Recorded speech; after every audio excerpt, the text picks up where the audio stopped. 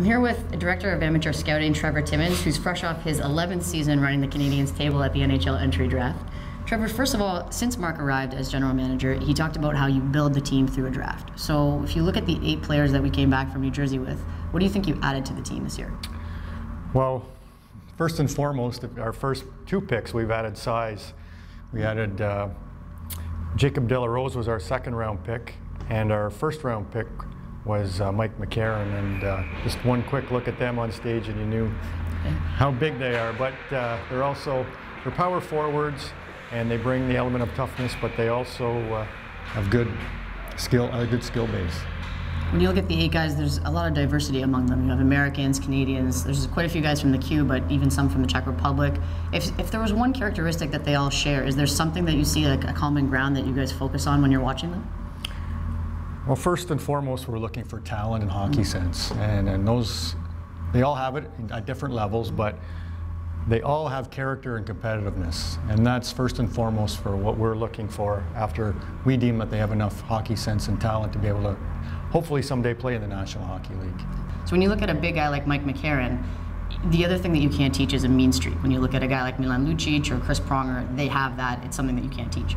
So do you think when you see a guy like Mike McCarron leading his team in penalty minutes per game for the last 2 years, is he a guy that has the kind of edge to be a gritty power forward in the NHL?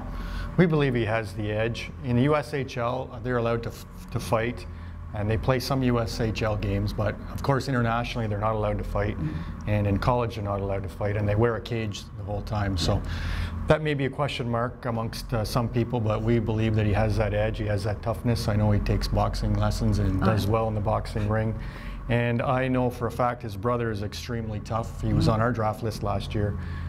We didn't get to draft him. He was drafted. He plays at Cornell, but we know this guy has a mean streak, and he had to hold it back somewhat, especially internationally. Being so big. Being so big, and you know, at the international level, playing against other national teams, the referees tend to He's in the box lean on the guys that hit pretty hard. Last year, when you were drafting 3rd overall with Alex Galchenyuk, fans had a pretty good idea of what to expect of the top 5 prospects. So they kind of knew Alex Galchenyuk when you drafted him. But for people who may not know when you're picking 25th overall, what can you tell them about Mike McCarron that they may not already know?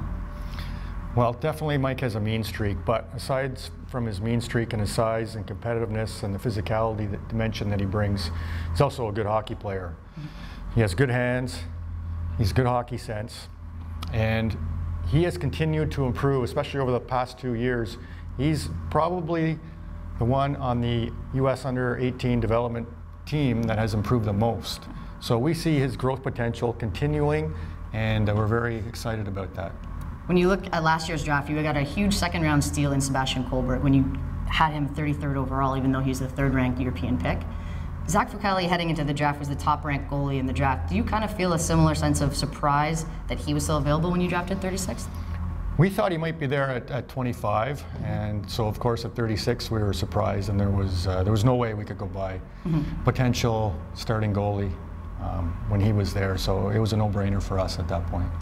When you had the 34th pick, how much were the scouts debating each other at the table about whether to take Fucale or De La Rose? Well, it was a calculated risk. We looked at who was picking between the 2 picks. And we were a little nervous. I believe it was Carolina, and they had taken a Swede with their first pick, so we weren't sure. We thought they might bite on Jacob De La Rose, and so we ended up taking him and then taking Zach. Just in case you don't want to lose him when you're missing Exactly. one. How much, Zach just won the Memorial Cup with the Halifax Mooseheads. How much does championship pedigree play in when you see a prospect like him, especially for a goaltender? Well, especially in his position, he's a winner. He's won at every level. He continues to win. His record in the CHL is impeccable. I mean, he's a guy that even if he lets in 4 or 5 goals in a game, he's a battler. He fights right to the bitter end. The last guy I saw like that in the draft was Yaroslav Halak.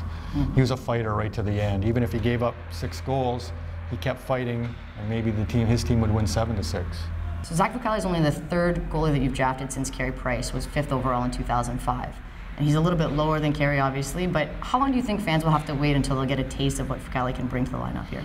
Well, there's no rush on our part to push Zach into the NHL. It's up to him. I mean, the player dictates where he plays, when he plays, on his performance. So, you know, goaltenders, they usually take a lot of time, so we'll have patience with Zach, and he'll dictate when he plays in the National Hockey League. Something else that was interesting about the draft this year was how many players from the Q were drafted. Especially in the top 3, you had 2, but then by the team also there was 4 players from the Q. Do you think that that's partly a case of beefing up scouting in Quebec? Is it that you had a little more time with the lockout to check out the team's backyard, or is it just a case of the depth of talent in Quebec has gotten stronger? No, it was definitely not anything to do with our staff and our scouting. We've always paid particular attention to the Quebec Major Junior Hockey League and spent a lot of manpower and dollars into that league. It's just a case of there being a lot more prospects this year in the Quebec Major Junior Hockey League, and it's cyclical. I mean, next year maybe it's the OHL that has a